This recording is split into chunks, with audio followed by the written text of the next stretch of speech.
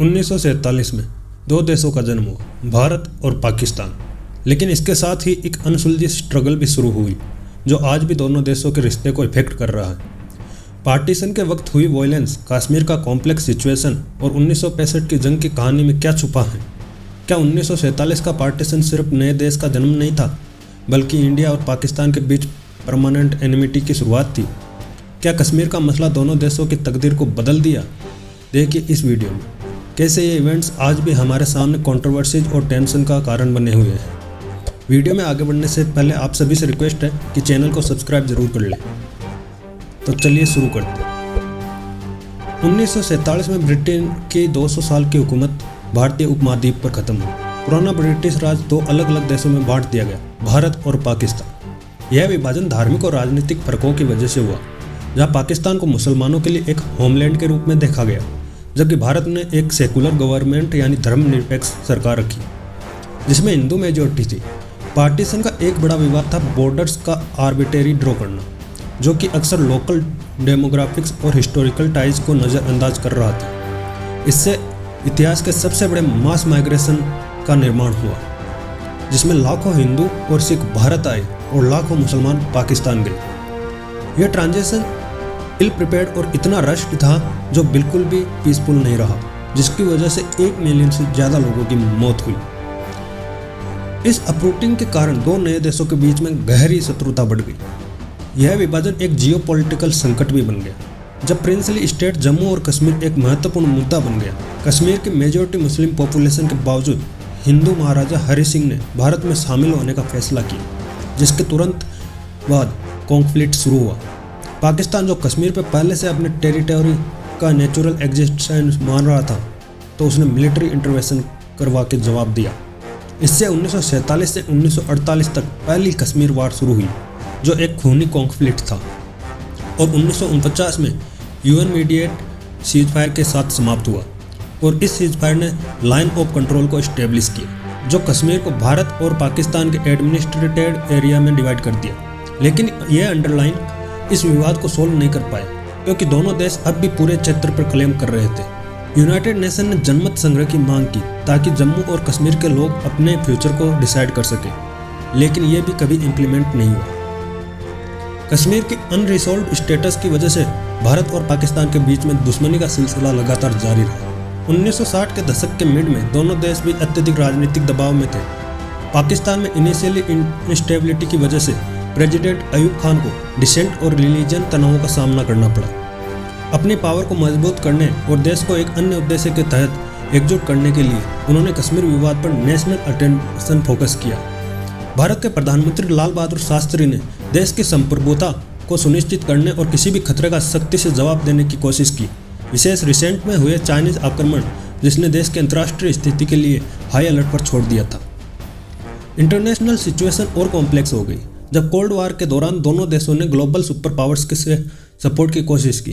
पाकिस्तान संयुक्त राज्य अमेरिका के साथ अलाइड था और सीटो और सेंटो जैसे समझौतों के थ्रू मिलिट्री सहायता प्राप्त कर रहा था। भारत ने चीन के युद्ध के बाद सोवियत संघ की ओर मिलिट्री सपोर्ट के लिए झुकाव किया। यह अलायंस कश्मीर इश्यू को एक लोकल कॉन्फ्लिक्ट से कोल्ड वार के एक नए फ्लैश पॉइंट में बदल दिया। अगस्त 1965 में पाकिस्तान ने ऑपरेशन गिब्राल्टर लॉन्च किया, जिसका प्लान जम्मू और कश्मीर में ट्रेंड गोरिल्लाज को इन्फिल्ट्रेट करवाना ताकि विद्रोह भड़काया जा सके। पाकिस्तान की लीडरशिप ने सोचा कि कश्मीर में विद्रोह भारत को रीजन के स्टेटस पर नेगोशिएट करने के लिए मजबूर करेगा, लेकिन यह ऑपरेशन एक्सपेक्टेड तरीके से नहीं चल पाया। कश्मीर में विद्रोह नहीं आया और इंडियन फोर्सेज ने घुसपैठियों को क्विकली डिस्कवर कर लिया और उनके साथ हेवी फाइटिंग करके उनको खत्म किया। दोनों देश अपनी सेनाओं को मोबिलाइजेशन के लिए रेडी कर चुके थे।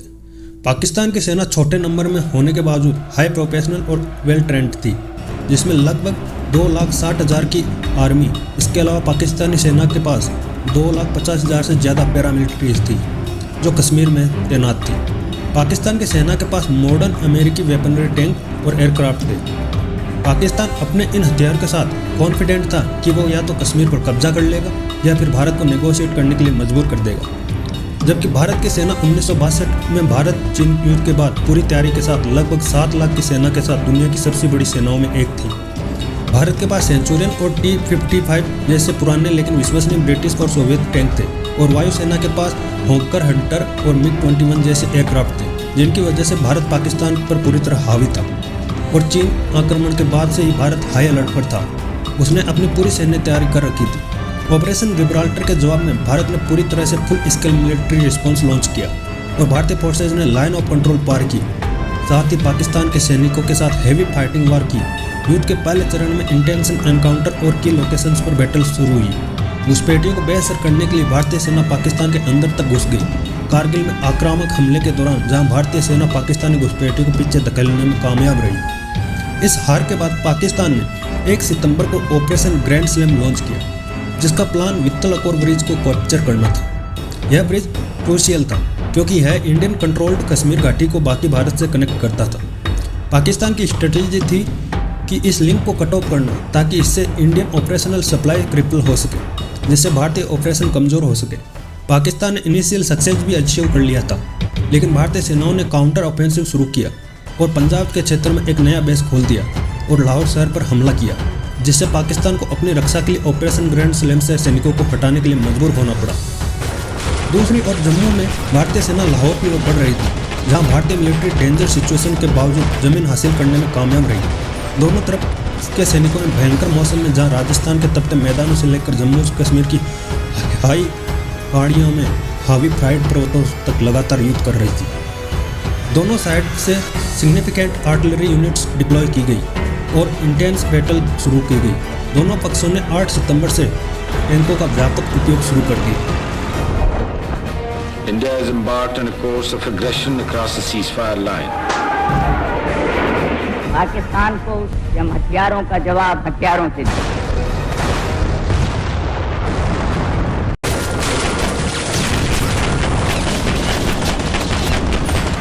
पाकिस्तान की 10वीं और इंडियन आर्मड फोर्स का पंजाब में असल उत्तर गांव में आमना सामना हुआ। पाकिस्तान ने अपने एडवांस AM-48 पैटर्न की फील्डिंग से स्टार्ट में हेवी सेलिंग की। हालांकि भारत अपने सेंचुरियन और शेरमन टैंकों के साथ उसे रोकने में कामयाब रहे और आखिर 11 सितंबर को पाकिस्तान सेना को पीछे धकेल दिया गया। 11 सितंबर को 28 पाकिस्तानी टैंक बर्बाद हो गए, जबकि फोरा में केवल एक भारतीय टैंक बर्बाद हुआ और यही वार का टर्निंग पॉइंट था, जिसके कारण पाकिस्तान को भारी नुकसान हुआ और भारत ने रणनीतिक जीत हासिल की। 3 दिन बाद युद्ध की सबसे बड़ी टैंक लड़ाई में से एक शीट सेक्टर में शुरू हुई। पाकिस्तान सेना के टारगेट पर अब चाविंडा शहर था। भारतीय सेनाओं ने पहले ही पाक में घुस गई और पाक के इस प्लान को फेल कर दिया। 7 सितंबर को पाकिस्तान ने ऑपरेशन द्वारका लॉन्च किया ताकि भारतीय सेना का मनोबल गिरा सके और उन्हें अपने नेवल और एयर असिस्ट को डाइवर्ट करने पर मजबूर कर सके। भारतीय नेवी ने मैरीटाइम डिफेंस कंडक्ट किया और पोर्ट्स और शिपिंग को प्रोटेक्ट किया। वार का प्राइमरी क्षेत्र पश्चिम में था, जबकि ईस्ट पाकिस्तान, जो बाद में बांग्लादेश बन गया, उसमें मिलिट्री एक्टिविटीज कम हो रही थी। वार के बाद यूएन सिक्योरिटी काउंसिल ने रिजोल्यूशन 209 पास किया, दोनों देशों को सीजफायर समाप्त करने और अपनी मिलिट्री को वापस लेने के लिए कहा। 23 सितंबर 1965 को सीजफायर इम्प्लीमेंट हुआ और ताशकंद समझौते ने दोनों देशों को आर्थिक और डिप्लोमेटिक रिलेशन रिस्टोर करने और विवादित इलाकों से अपने ट्रूप्स हटाने के लिए कहा। वार ने अनरिजॉल्व्ड तनाव छोड़ दिए, विशेष रूप से कश्मीर की स्थिति को लेकर, और दोनों देशों के बीच की स्थिति उतनी ही गंभीर रही जितनी पहले थी। कुल मिलाकर युद्ध के दौरान महत्वपूर्ण सिग्निफिकेंट कैजुअलिटीज और लॉसेज हुए। भारत ने लगभग 3000 कैजुअलिटीज, जबकि पाकिस्तान ने लगभग 3800 कैजुअलिटीज का सामना किया। दोनों देशों ने सब्सटेंशियल मटेरियल लॉसेज का भी सामना किया, जिसमें सैकड़ों टैंक और एयरक्राफ्ट भी शामिल थे। इन गंभीर आंकड़ों ने मौजूदा विवादों और राष्ट्रीय भावनाओं को उजागर किया, जिसने भविष्य के कॉन्फ्लिक्ट और क्षेत्रीय अस्थिरता की दिशा को तैयार किया। दोस्तों, अब तक की हुई वार में G8 कंट्रीज, एशियान, यूएस और EU सभी ने इंडिया का सपोर्ट किया, जो यह दर्शाता है कि इंटरनेशनल ऑर्डर में इंडिया की इमेज एक रिस्पॉन्सिबल और पीसफुल नेशन की थी। दोस्तों, आज की इस कहानी में हमने इंडिया और पाकिस्तान के बीच हुए मेजर वॉर के बारे में जाना। इन वॉर का मेन इशू कश्मीर था, जहां कॉन्फ्लिक्ट और इमरजेंसी अभी तक कम्प्लीटली खत्म नहीं हो पाई है और दोनों कंट्रीज के बीच में आज भी एक टेंशन का कारण बना हुआ है। 2001 के बाद इंडियन गवर्नमेंट ने एक फॉरवर्ड इकोनॉमिक पॉलिसी को अपनाया, जिसके चलते डोमेस्टिक प्रोस्पेरिटी, ग्लोबलाइजेशन और पाकिस्तान के साथ लगातार नेगोशिएशन का दौर शुरू हुआ। लेकिन पाकिस्तानी रेजिम ने अभी तक टेररिस्ट को सेफ हेवन प्रोवाइड करना बंद नहीं किया है। दोनों कंट्रीज के बीच में क्लैशेज कुछ समय के पीस के बाद फिर से रेन्यू हो जाते हैं 14 फरवरी 2019 को हुआ पुलवामा अटैक इसका बेस्ट एग्जाम्पल है, जिसमें हमारे 40 सीआरपीएफ जवान शहीद हो गए थे। इसका बदला इंडिया ने 26 फरवरी को LOC के पार जाकर टेररिस्टों कैंप पर एयर स्ट्राइक के थ्रू लिया। क्लैशेज का यह सिलसिला आज भी जारी है।